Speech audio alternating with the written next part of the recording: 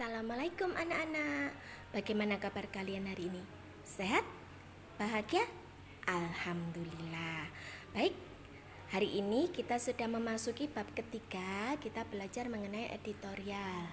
Ada yang tahu editorial apa? Baik, kita belajar bersama ya. Editorial atau tajuk rencana. Nah, jadi selain kita bisa menyebutnya dengan editorial, istilah yang lain adalah tajuk rencana.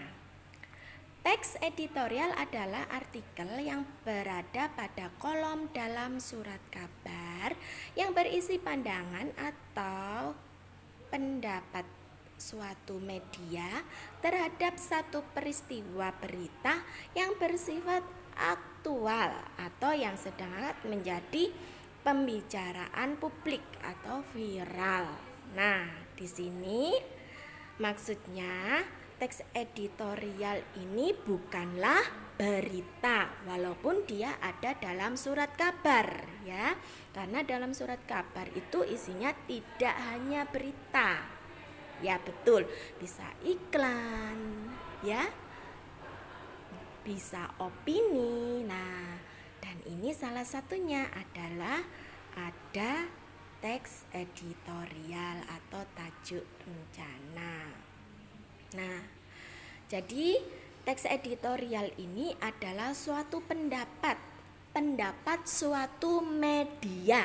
Nah, di sini saya tekankan. Jadi suatu pendapat suatu media, bukan pendapat perorangan ya, tapi ini adalah pendapat suatu media. Jadi dia mengatasnamakan suatu media. Nah, pendapat suatu media terhadap apa? Terhadap berita yang sedang viral.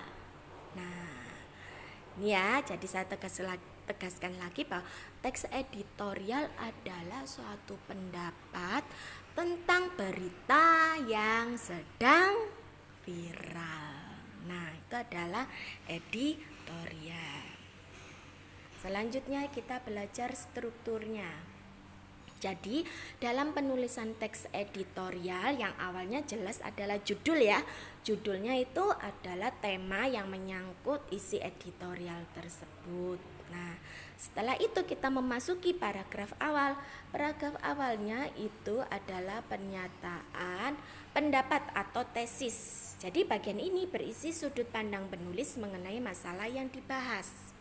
Nah, jadi di sini paragraf awal itu kita sudah membaca suatu berita yang akan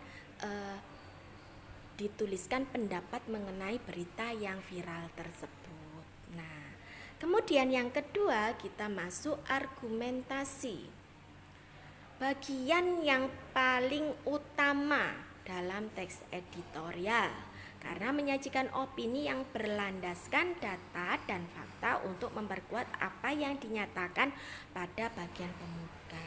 Jadi yang dimaksud argumentasi ini adalah bagian utamanya dalam teks editorial karena dia berisi pendapatnya mengenai berita tersebut. Tetapi tidak hanya pendapat yang berupa opini ya. Jadi pendapatannya ini harus dilandasi oleh fakta dan data-data tertulis. Selanjutnya bagian yang ketiga atau yang terakhir adalah penegasan ulang pendapat atau reiterasi. Berisi pendapat yang ditegaskan kembali dengan didorong oleh fakta yang telah disampaikan pada bagian argumen. Penegasan ulang pendapat berada pada bagian akhir dari teks editorial. Jadi intinya penegasan ulang pendapat atau reiterasi ini adalah kesimpulan atau penegasan ulang, ditegaskan lagi intinya dari yang telah dituliskan dalam argumentasi. Selanjutnya kita masuk ke kaidah kebahasaan teks editorial. Jadi bahasa-bahasa apa saja ya yang ada di editorial? Yang pertama kita masuk kata keterangan atau adverbia. Adalah kata keterangan di dalam kata lain. Maksudnya, adverbia digunakan untuk menyatakan pendapat. Nah, yaitu kata biasanya, hampir, hanya saja, kadang-kadang, sangat amat, lebih.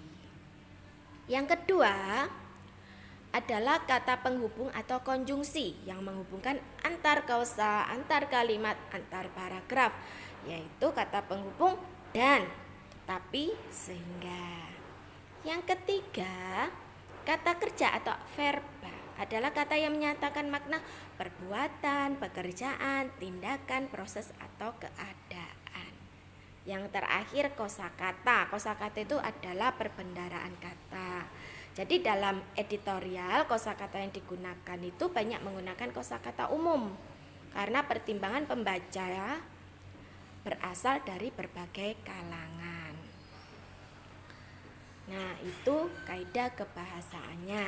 Nah, berikutnya kalian klik ya link berikutnya, itu akan saya tunjukkan video contoh teks editorial yang berada di dalam surat kabar. Jadi nanti saya akan tunjukkan editorial di surat kabar ini loh. Nah, jadi kamu klik ya video berikutnya, kita lanjutkan pembelajaran editorial di video ini dengan video berikutnya. Tetap semangat belajar.